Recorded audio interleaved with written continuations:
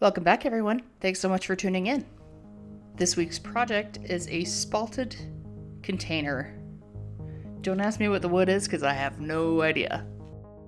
As you can see, I've previously made cuts to this, and that's because about a year ago I was going to make a lighthouse out of this and then decided against it, and it's been sitting on my shelf ever since. So I was looking at it a week or so ago and decided that that would make a really pretty lidded container. So that's what we're making. In this scene, I'm just using a Forstner bit with an extension on it to drill down into the wood. And now I'm using a slightly larger Forstner bit to drill out even more of it.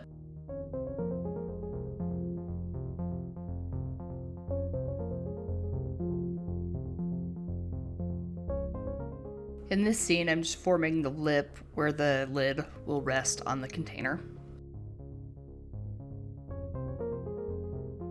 And then you kind of notice here that I've already formed the lid of the container, and I don't know if I lost the footage or if I just maybe forgot to hit record, because I've never done that before. But yeah, here's the lid.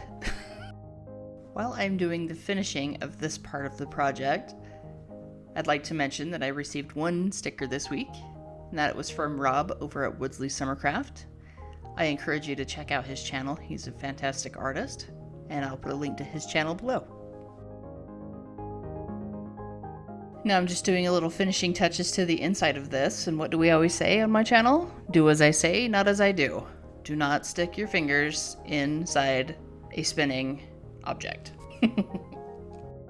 No, but seriously, I had the lathe spinning fairly slowly when I had my fingers inside of it, just in case. In this scene, I'm just using the Easy Wood Tools No. 1 hollower to flatten out the bottom where the Forstner bit tip left a hole.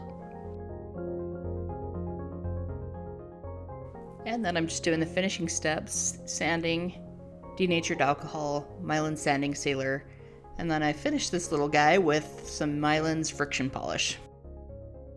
In this scene, I'm creating a jam chuck to put the container on so I can finish the bottom of it. And then the trifecta of terrible happens. This spalting created a weak point. I made the wall a little too thin, and then with the brute force strength that I have, I jammed this thing on there like a maniac and created a really cute split in it. So I finally have that where I want it, and I'm just doing the same finishing steps as before.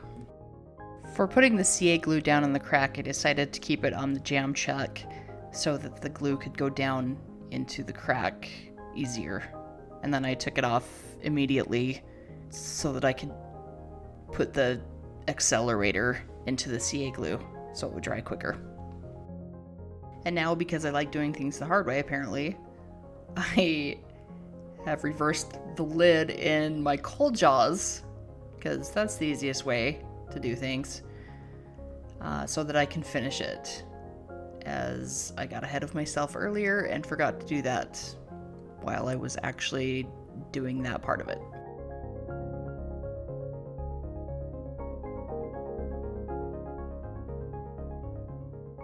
But it all worked out in the end, except for the part where I made divots in the top of it with the cold jaws, so I'm just scraping those out right now. I think I'm going to rename my channel to How to Make Things 57 Times Harder Than They Need to Be. Anyway, one last final sanding, and there you have it. One finished spalted container of some sort of mystery wood. I hope you enjoyed this week's video. I sure enjoyed making it for you. Shout out to all my subscribers. Thank you so much. If you haven't already, please consider subscribing. Hit that like button for me and be sure to comment below. Stay awesome, everyone.